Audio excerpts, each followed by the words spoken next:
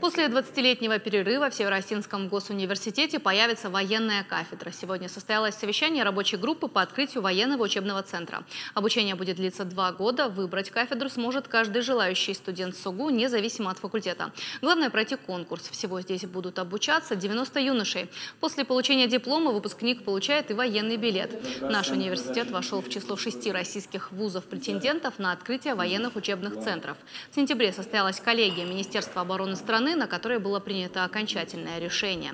Комиссия военного ведомства изучила возможности вуза по организации военной подготовки. Университет располагает всеми необходимыми объектами для размещения учебно-материальной базы и обеспечения образовательного процесса на военной кафедре.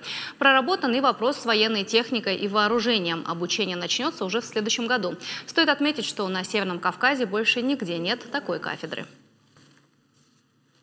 Благодаря усилиям главы Республики Северная Осетия Алания Вячеслава Зелимхановича Битарова, ректора Северо-Осетинского госуниверситета, добились того, что на базе Северо-Осетинского государственного университета у нас будет открыта кафедра по подготовке военнослужащих.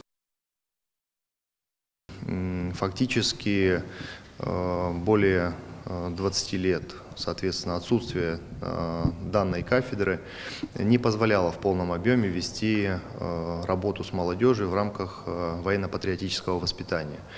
Я считаю, что это большая заслуга руководства республики в том, что нам удалось добиться открытия военно-учебного центра